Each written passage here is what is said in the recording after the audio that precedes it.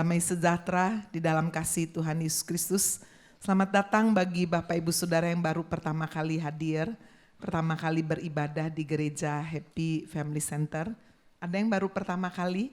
Boleh angkat tangannya, saya ingin memberi salam. Selamat datang, ada satu, siapa lagi? Dua, selamat datang ya Bu ya. Mari kita beri sambutan yang hangat. Asyir akan memberikan kenang-kenangan untuk jemaat yang baru pertama kali hadir. Bapak Ibu Saudara sekalian, setiap bulan kita menerima subtema yang baru untuk betul-betul setiap kebenaran firman yang kita terima boleh terarah sehingga seperti makanan saudara yang kita masuk di dalam tubuh kita boleh menyehatkan, menguatkan.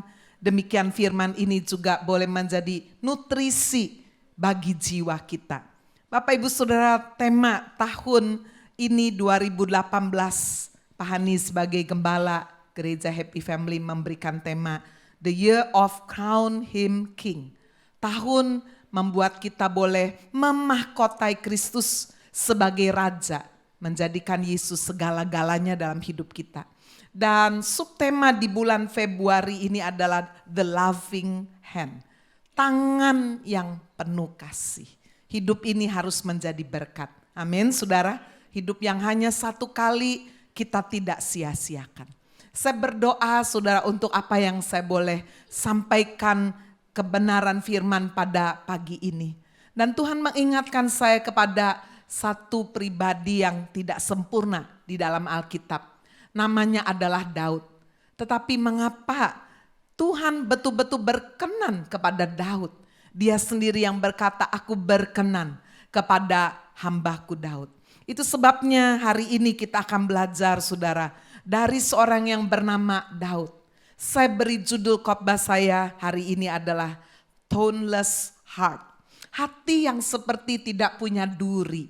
Ya, nanti kalau saudara lihat pelajari dari hidup Daud, benar-benar.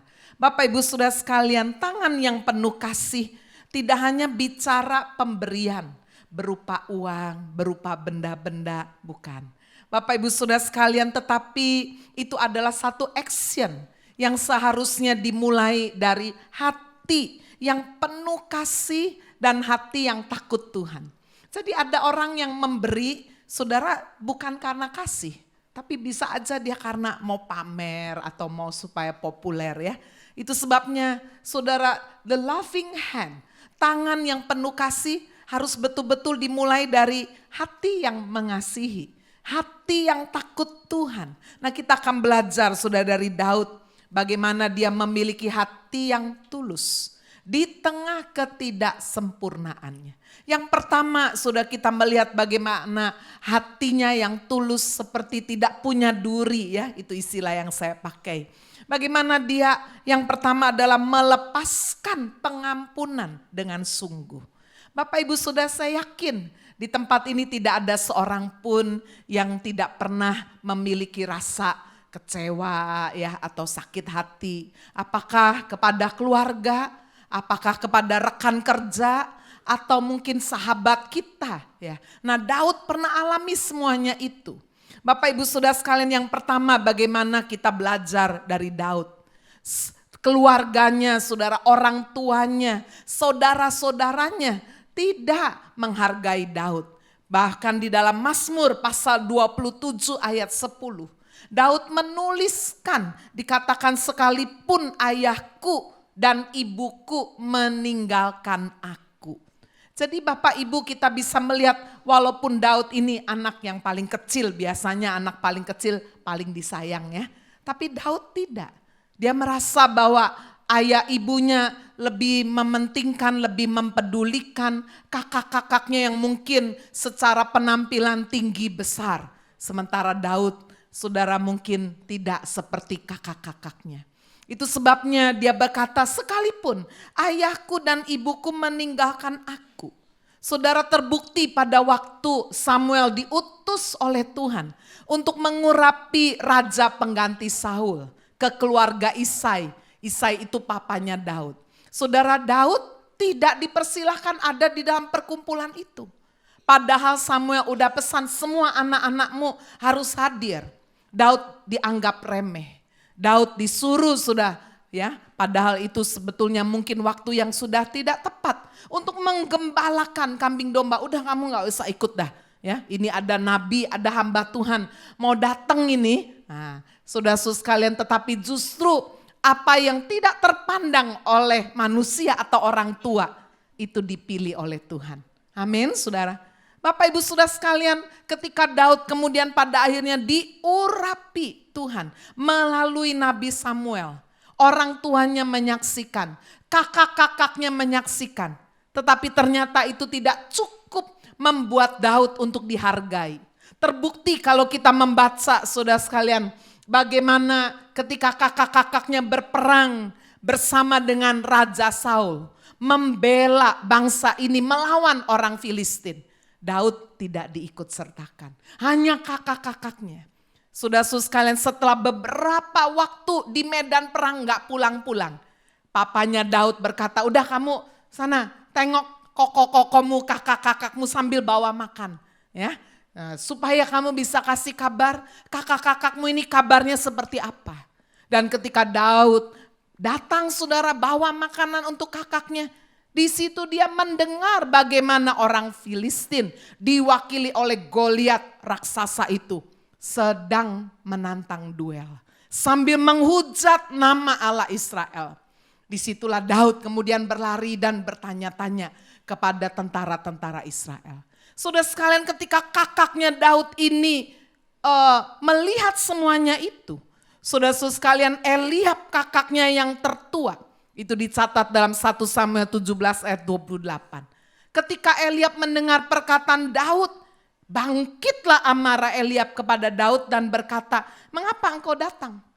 Pada siapa kamu tinggalkan kambing domba yang 2 atau 3 ekor itu? Ya, itu ditekankan seakan-akan meremehkan. Kamu kan cuma penggembala kambing domba aja. Saudara-saudara sekalian, berapa banyak di tempat ini saudara mungkin merasa dibesarkan oleh orang tua yang tidak adil. Orang tua yang mungkin pilih kasih. Bapak ibu, jangan sampai sikap tidak adil dari orang tua itu kita bawa terus sampai besar. Sehingga hati kita pahit dan tidak melepaskan pengampunan. Kita belajar dari Daud. Bagaimana dia melepaskan pengampunan dengan sungguh. Terbukti kalau saudara terus baca. Bahkan ketika Daud kemudian menjadi raja dan harus mengungsi karena ada kudeta. Saudara, Daud tetap membawa orang tua dan keluarganya untuk diselamatkan. Bapak ibu saudara sekalian, bagaimana sikap Daud juga kepada otoritas di atasnya, yaitu Raja Saul. Yang pada awalnya sangat mengasihi Daud ya. Karena Daud dengan pimpinan dan kuasa Tuhan bisa mengalahkan Goliat. Wah, hebat sekali. Nama Daud langsung terangkat. Sejak saat itu Saul membawa Daud pulang ke rumahnya. Daud tidak hanya pinter saudara berperang, tapi bisa main musik, bisa main kecapi. Kalau Saul lagi capek, ya hatinya lagi galau, Daud suruh main kecapi. Bapak ibu saudara, tetapi ketika pada suatu kali Saul ini maju berperang, Daud juga ikut. Wah, Daud disertai Tuhan luar biasa. Kemenangan ada di pihak bangsa Israel. Sampai kemudian perempuan-perempuan memainkan rembana sambil menari. Dan berkata, Saul mengalahkan beribu-ribu, Daud mengalahkan berlaksa-laksa puluhan ribu. Wah, Saul jadi marah sekali, panas hati. Saya ini senior, waduh ini yang dipuji adalah junior saya. Dia rasa gak bisa terima. Sejak saat itu, saudara-saudara sekalian, dikatakan Saul membenci, mendengki Daud dan berupaya membunuh Daud. Bapak ibu pernah alami ini? Ada orang-orang yang di atas saudara yang tidak suka dengan keberhasilan kita, yang tidak suka dengan prestasi dalam hidup kita. Lalu mungkin kita dipotong, apakah itu pekerjaan, apakah itu kesempatan. Daud pernah alami itu. Tapi apakah dia membalasnya dengan kemarahan? Tidak. 2 kali Saul benar-benar sudah mengejar Daud yang sampai sembunyi ke dalam goa.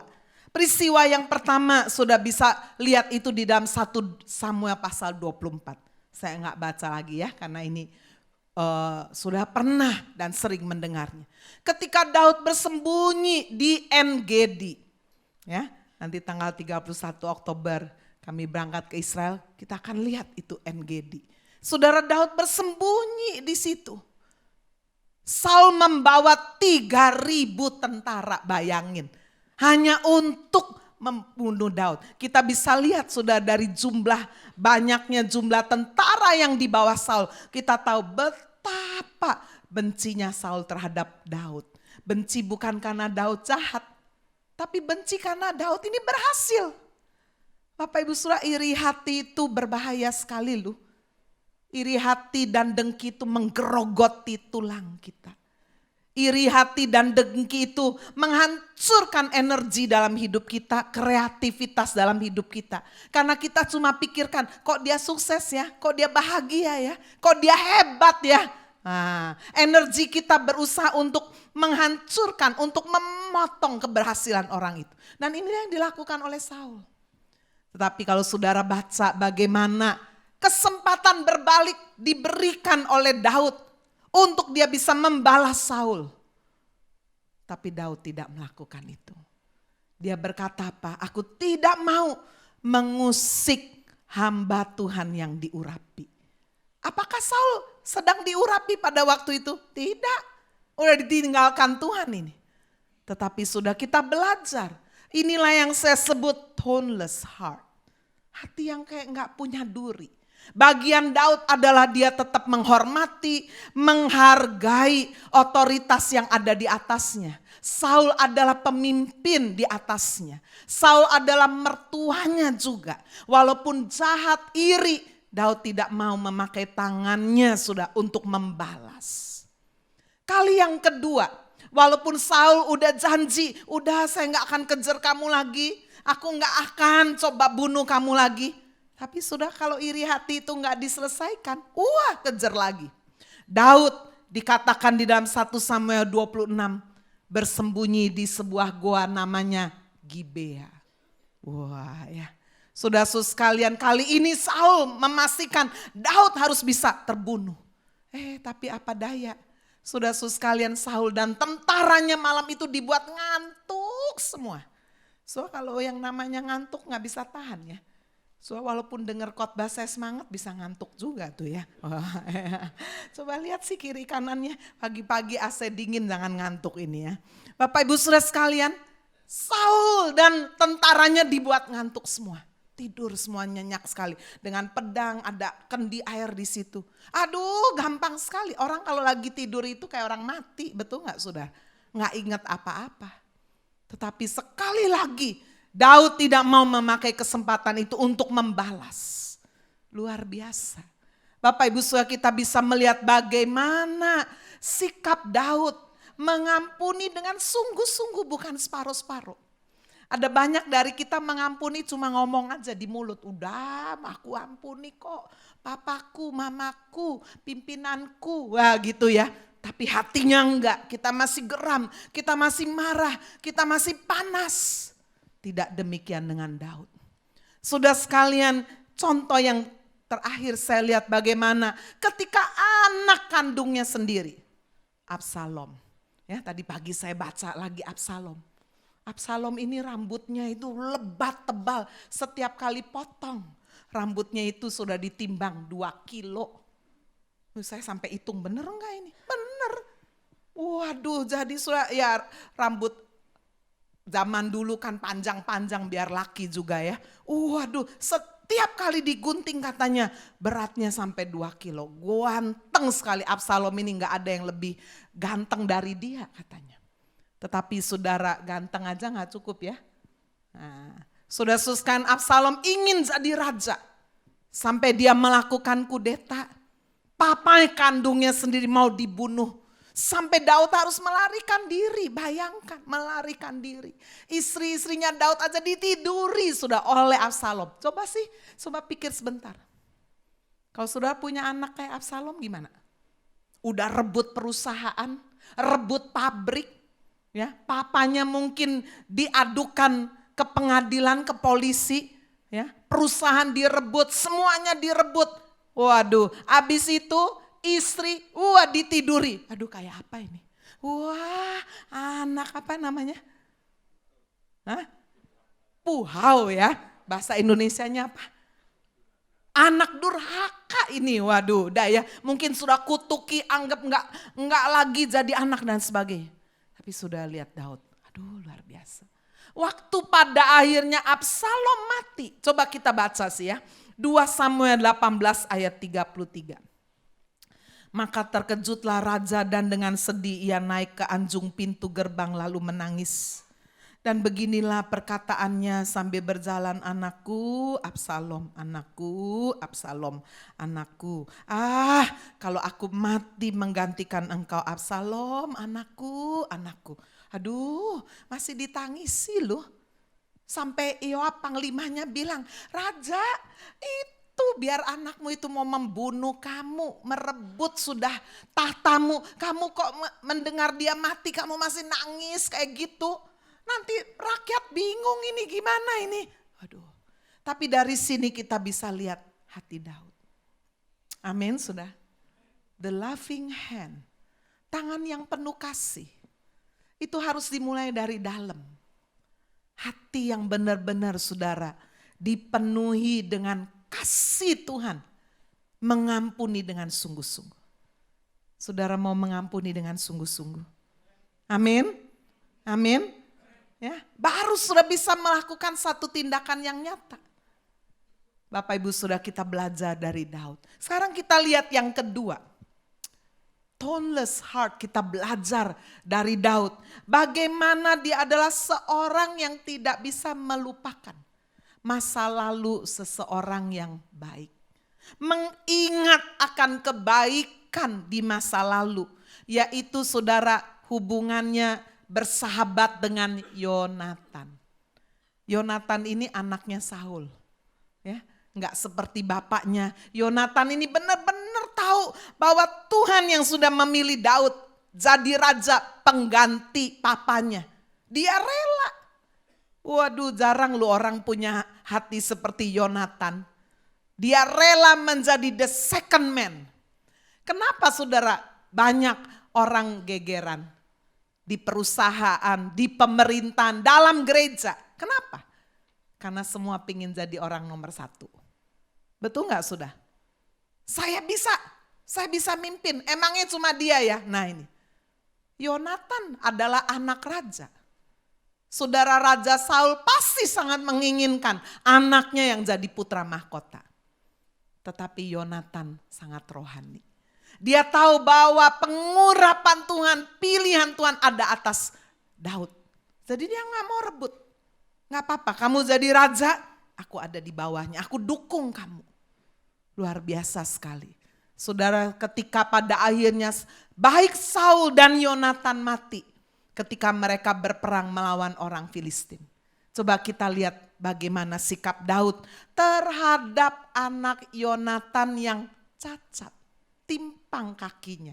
Karena pada waktu melarikan diri pengasuhnya itu gendong, waduh buru-buru jatuh. Ya. Namanya adalah Mephiboset. Ya, bukan buset tuh saudara ya. Mephiboset. Coba kita baca 2 Samuel 9 ayat 3. Ini ketika tahta Daud sudah kuat, sudah kokoh, sudah teguh. Biasanya orang kalau sudah sukses lupa sama siapa yang menolong. Ya, banyak anak lupa sama orang tua. Orang tua yang berjeri lelah sampai jual rumah, jual motor mungkin demi supaya anak bisa sekolah, bisa dagang, bisa nikah. Lalu anaknya kemudian sukses, ya, bisa punya rumah sendiri. Berapa banyak saudara lupa sama orang tua. Orang tuanya datang dia bilang, apa papa mama datang terus. Ya, mau ikut pindah ini pernah terjadi. Enggak usah, saya udah di luar negeri hidup baik-baik, tak kirim uang aja. Waduh, Bapak Ibu Saudara sekalian, coba kita lihat Daud.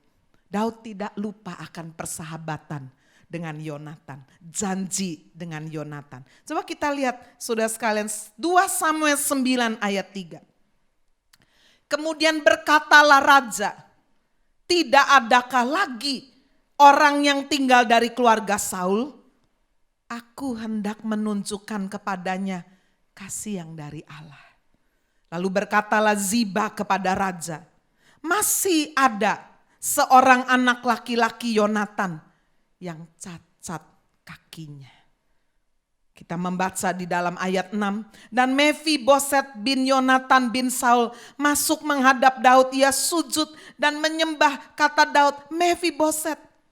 Jawabnya, inilah hamba tuanku. Kemudian berkatalah Daud kepadanya, jangan takut.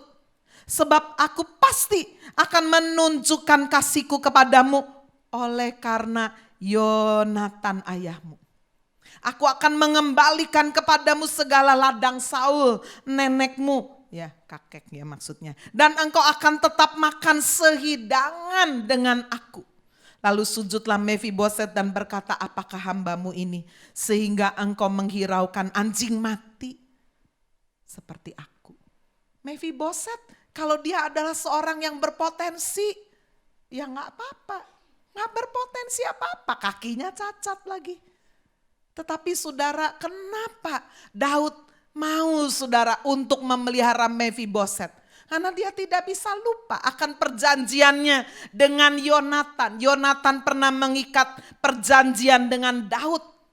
Kalau saudara baca itu di dalam 1 Samuel 18 ayat 3 sampai 4. Yonatan mengikat perjanjian dengan Daud.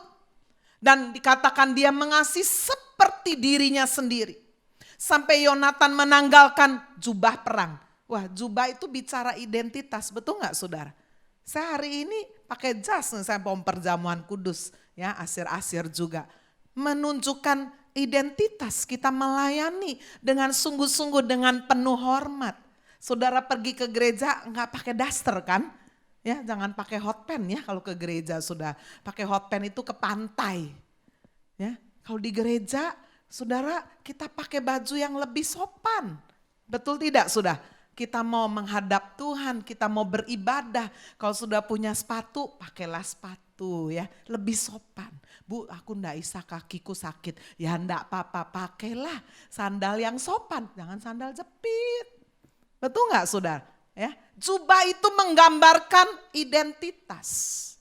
Saudara-saudara sekalian, sampai Yonatan menyerahkan jubahnya, identitasnya, menyerahkan juga dikatakan baju perangnya. Artinya apa? Kekuatannya diserahkan. Menyerahkan pedangnya, panah, ikat pinggang. Waduh, betul-betul saudara, Yonatan mengasihi Daud seperti dia mengasihi dirinya sendiri. Ada perjanjian yang diikat. Di dalam 1 Samuel 20 ayat 14. Waktu Daud dikejar-kejar Saul ini, berarti posisi Daud ini sangat lemah, mau dibunuh oleh ayahnya Yonatan. Tetapi disinilah kita bisa melihat Yonatan memberikan satu janji, saudara-saudara sekalian, janji kepada Daud. Coba kita lihat di ayat 14 1 Samuel 20. Jika aku masih hidup, bukankah engkau akan menunjukkan kepadaku kasih setia Tuhan?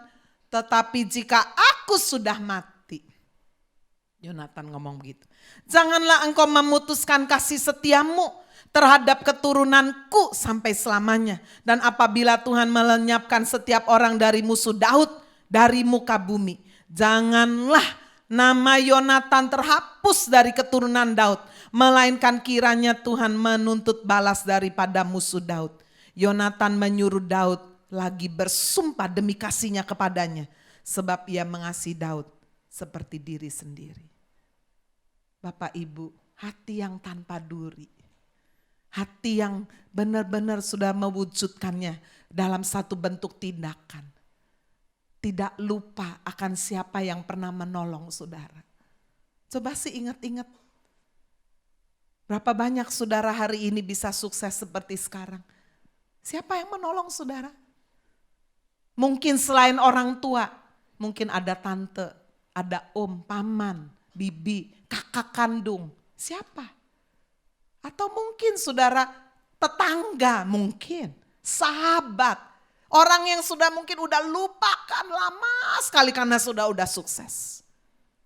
Hari ini Tuhan ingatkan untuk kita tidak boleh melupakan kebaikan orang yang sudah berjasa dalam hidup kita. Amin.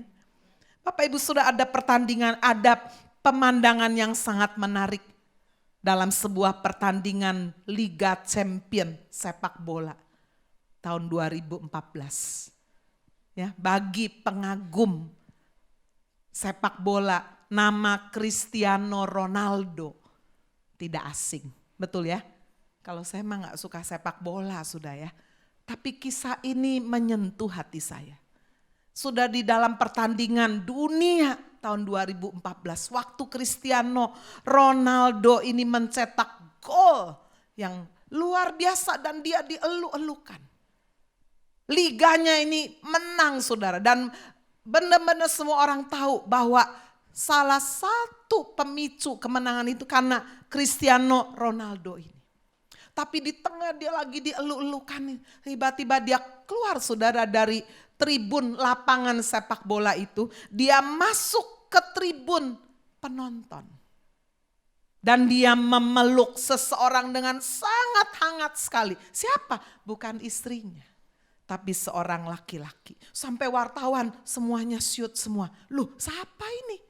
Ternyata saudara ketika dicari tahu, nama pria itu adalah Albert Van Trouw. Siapa Albert Van Trouw? Albert Van Trouw adalah sahabat Cristiano Ronaldo pada waktu masih kecil. Sudah sekali mereka adalah anak desa. Senang main sepak bola. Sampai pada suatu kali sudah datang tim yang akan kasih kira-kira kayak beasiswa lah gitu ya. Untuk mereka bisa belajar sepak bola lebih lagi. Nah ini tim ini hanya pilih satu. Jadi suruh bertanding. Yang hebat itu memang di antara tim di desa itu ya ini dua orang ini. Cristiano Ronaldo dan Albert Van Trouw. Saudara, ketika gol dicetak pertama oleh Cristiano Ronaldo. Yang kedua dicetak oleh Albert Van Trouw. Skor yang ketiga betul-betul itu adalah kesempatan Albert. Dia tinggal tendang pendek aja jarak dekat. Wah, dia pasti masukkan itu. Tetapi sudah bola itu kasih ke Cristiano. Cristiano yang cetak gol. Jadi yang dipilih bukan Albert Van Trouw. Tapi Cristiano Ronaldo yang kemudian dibawa ke kota, dilatih sampai jadi juara seperti itu. Saudara, Cristiano penasaran, dia tanya sama sahabatnya, seharusnya kesempatan itu ada padamu. Kenapa kamu kasih ke aku? Lalu sahabatnya berkata, saya merasa bahwa kamu itu jauh lebih baik dari saya. Saya biarkan kamu yang jadi, kamu yang terima ya kayak beasiswa itu untuk kamu boleh belajar lebih lagi. Apa yang dilakukan oleh sahabat Cristiano, Albert Van Trouw, tidak pernah dilupakan oleh Cristiano. Waktu dia sudah sangat amat sukses, kaya luar biasa. Banyak orang tidak mau ingat ya, siapa yang mengangkat kita ke jenjang kesuksesan.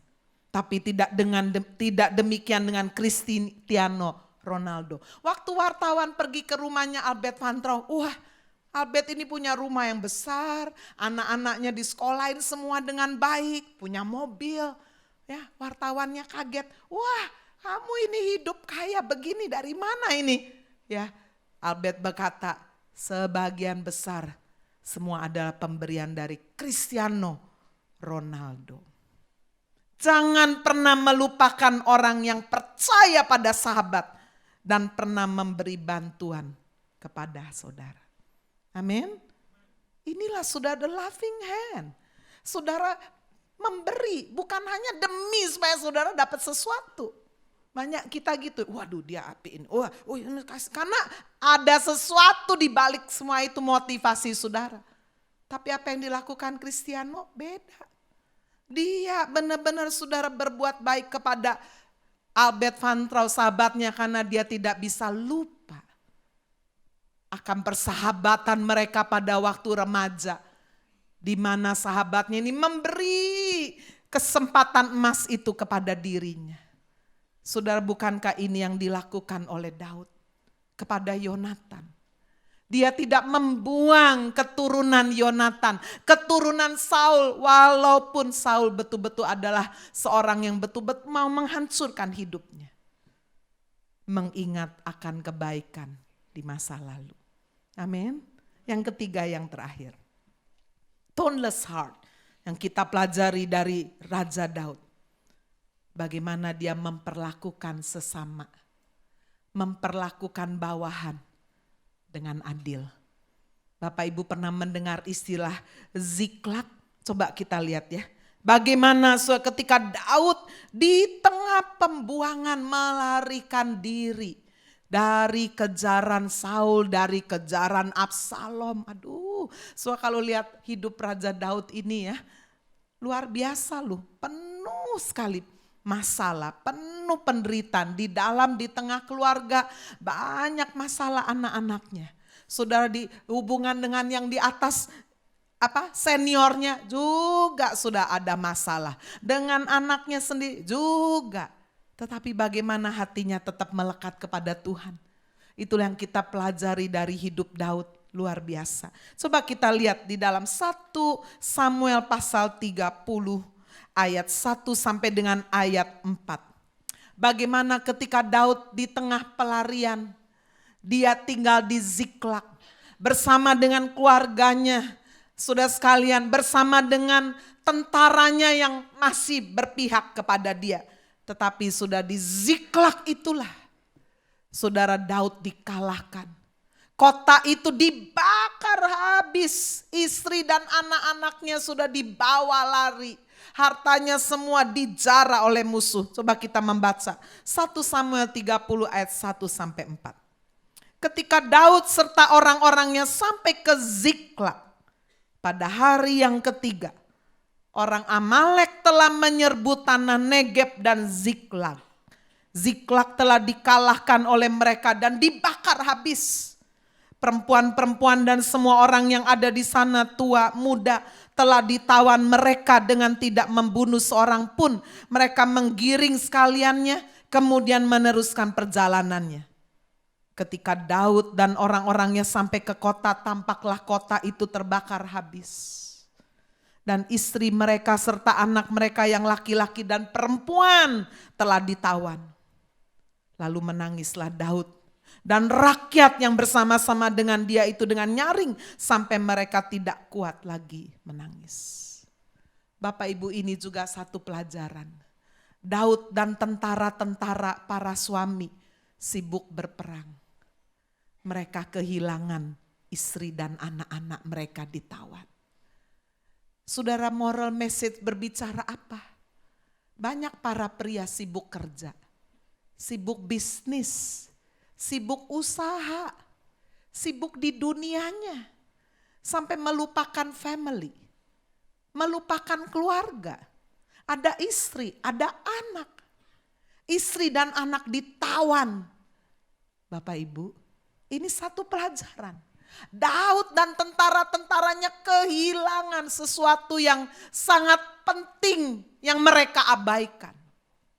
Mereka semua maju perang tanpa meninggalkan ada orang-orang yang bisa menjaga keluarga mereka. Bukankah seringkali kita bisa mendengar peristiwa itu? Wah, dia hebat ya, dalam bisnis, mungkin dalam pelayanan, mungkin dalam politik, mungkin wah, aduh kasihannya, aduh sayangnya.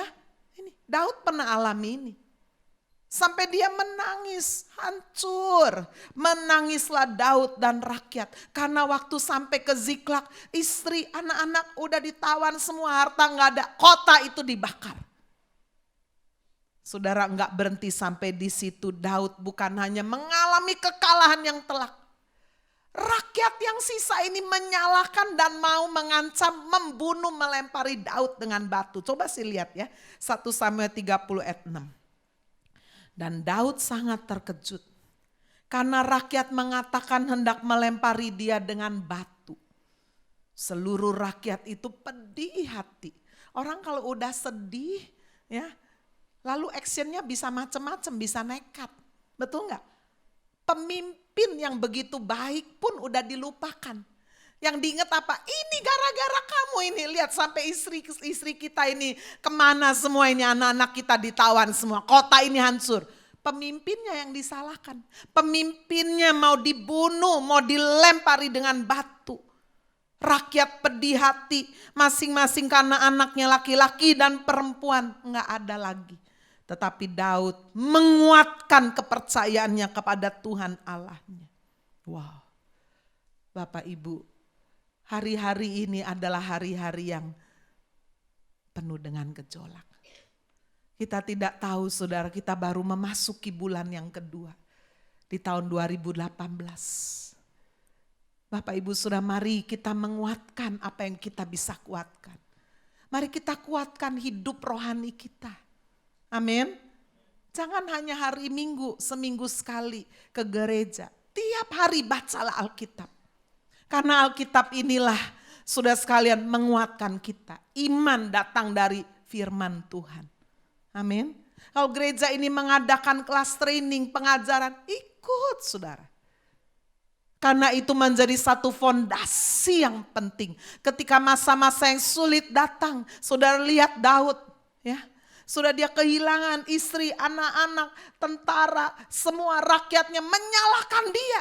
Coba kalau dia nggak kuat hubungannya sama Tuhan, bisa bunuh diri loh. Betul nggak? Ya, nggak mudah saudara peranan seorang kepala rumah tangga ini. Ketika dia melihat gagal, bisnis hancur, istri salahin, mungkin istri juga kabur, anak juga, waduh udah gak kuat dah. Tetapi firman Tuhan berkata, Daud menguatkan kepercayaannya kepada Tuhan Allahnya. Dia tahu dia udah gak bisa mengandalkan manusia lagi, rakyatnya udah salahin dia, tentaranya udah loyo semua. Kemana Daud lari? Daud lari hanya kepada Tuhan. Amin. Coba kita baca, itu sudah indah sekali.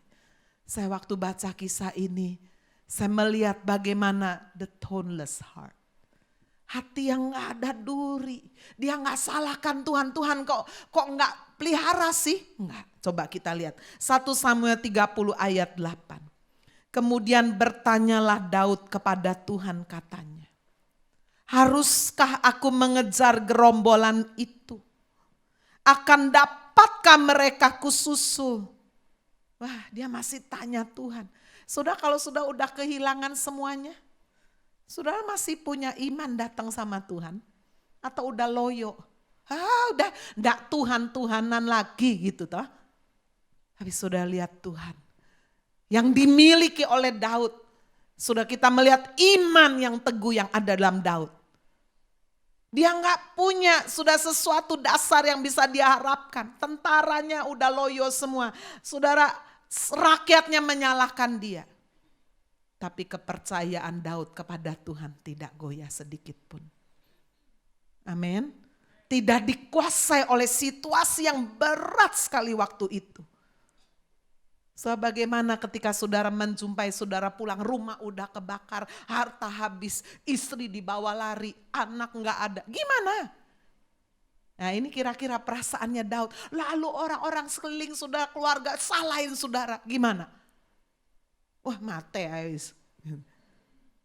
Ini lihat Daud saudara. Daud mencari Tuhan, tanya, Tuhan apa saya harus kejar lagi ya? Tuhan menjawab di tengah kesesakan. Amin sudah. Kejarlah sebab sesungguhnya engkau akan dapat menyusul mereka dan melepaskan para tawanan. Lalu pergilah Daud beserta ke-600 orang yang bersama dengan dia. Tentaranya 600. Sampailah mereka ke sungai Besor. Sementara orang-orang yang mau tinggal di belakang berhenti di sana. Ada 200 tentara yang udah gak kuat. Mentalnya udah hancur, tubuhnya udah letih, lesu, pulang perang kalah, udah nggak kuat lagi. Daud berkata, ya udah kamu udah nggak kuat, udah lelah, ya udah kamu tinggal situ ya, jaga ya, jaga barang-barang yang masih bisa dijaga. Maka Daud melanjutkan pengejaran itu beserta 400 orang. 200 orang yang terlalu lelah untuk menyeberangi sungai Besor berhenti di sana. Dengan 400 orang inilah saudara Daud mengejar tentara Amalek di dalam penyertaan Tuhan. Jika Tuhan ada di pihak kita, siapa berani melawan kita? Amin, saudara. Ada saat-saat dalam hidup saya sebagai seorang pemimpin, saya juga bisa rasa sendirian. Rasanya gak ada yang bisa diandalkan lagi. Tuhanlah andalan kita yang tidak pernah berubah. Tuhan tidak pernah menutup telinga dan bilang begini, udah capek, aku repot tahu nggak? Itu salahmu dewek, kan bisa aja begitu kan? Tuhan bisa bilang sama Daud, itu salahmu sendiri, kamu perang terus, nggak ngurusin keluarga ya sekarang nih keluargamu hancur-hancur, bisa toh? Puji Tuhan, Tuhan kita bukanlah Tuhan yang suka menghakimi. Soalnya kalau sedang lihat kehancuran orang lain, jangan menghakimi. Amin. Jangan cuma menuding, habis dia begini. Penonton itu lebih seru. Coba saudara sendiri yang ada di posisi itu. Belum tentu hasilnya lebih baik. So kita belajar dari Daud luar biasa. Dia mengandalkan Tuhan. Coba kita lihat bagaimana hasilnya, luar biasa. 1 Samuel 30 ayat 17. Pada keesokan harinya Daud menghancurkan mereka, yaitu Amalek. Pagi-pagi buta sampai matahari terbenam. Tidak ada seorang pun dari mereka yang lolos. Kecuali 400 orang muda yang melarikan diri dengan menunggang unta. Ya. Waduh, Amaleknya melarikan diri. Daud melepaskan semua apa yang dirampas oleh orang Amalek. Juga kedua istrinya dapat dilepaskan Daud. Tidak ada yang hilang pada mereka, dari hal yang kecil sampai hal yang besar, sampai anak laki-laki dan perempuan, jarahan, sampai segala sesuatu yang telah dirampas mereka. Semuanya dibawa Daud kembali. Wow. Hari ini saudara ada yang merasa sedang kehilangan. Jangan putus asa. Jangan saling menyalahkan. Mari kita datang kepada Tuhan. Amin. Allah kita adalah Allah yang setia. Walaupun kita gak setia, kita datang kepada Allah yang setia. Allah tidak pernah membuang kita. Daud merebut kemenangan. Lalu dia mau bagi-bagi nih jarahannya ini. Bagi-bagi saudara. Kepada 600 orang tentaranya. Tapi yang 400 ini sudah ada orang-orang yang dursila katanya. Ada aja ini yang protes. Coba kita sih baca 1 Samuel 30 bagian terakhir ini ya. Ayat 22 sampai 25. Kemudian mulailah berbicara semua orang jahat dan orang dursila di antara orang-orang yang ikut pergi bersama dengan Daud itu katanya.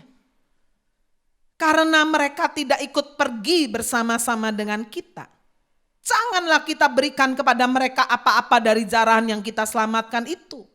Kecuali kepada masing-masing mereka istrinya dan anak-anaknya itu boleh mereka bawa. Jangan kasih bagian tuh yang 200 itu. Kita lu yang maju perang gitu kan ya. Udah kasih aja istri sama anak-anaknya. Jarahannya gak usah kira-kira begitu. Tapi Daud berkata apa? Ini saudara. The loving hand. Dia berkata jangan kamu saudara-saudaraku berbuat demikian. Dengan apa yang diberikan Tuhan kepada kita. Sebab ia telah melindungi kita, menyerahkan ke dalam tangan kita gerombolan yang menyerang kita. Siapa yang mau mendengarkan kamu dalam perkara ini? Sebab bagian orang-orang yang tinggal di dekat barang-barang adalah sama seperti bagian orang yang pergi berperang. Itu akan dibagi sama-sama. This is the loving hand. Amin, sudah. Ada keadilan. Bapak Ibu saudara, Daud berkata nggak bisa. Itu 200 sudah terlalu lelah. Mereka pun punya tugas menjaga barang-barang yang masih sisa. Nggak ditinggal gitu aja. Kamu 400 maju berperang. Bukan berarti kamu yang paling hebat. Kita semua tentara ada 600. Jarahan ini akan dibagi 600. Dan demikianlah halnya sejak hari itu dan seterusnya. Hal itu ditentukannya menjadi ketetapan dan peraturan bagi orang Israel sampai sekarang. Bapak Ibu Saudara, tangan yang penuh kasih juga berbicara bagaimana saudara sebagai orang tua memperlakukan dengan adil anak-anak saudara. Bagaimana saudara sebagai pemimpin perusahaan memperlakukan dengan adil bawahan-bawahan saudara. Amin saudara.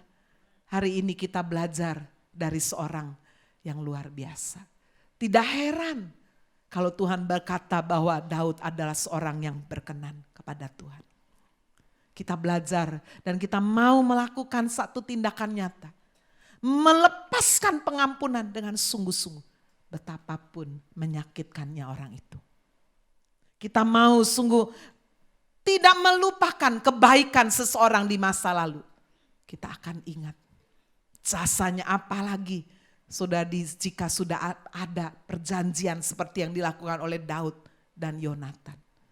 Memperlakukan sesama dengan adil. Biarlah ini boleh memberkati kita semua. Amin. Tuhan Yesus memberkati.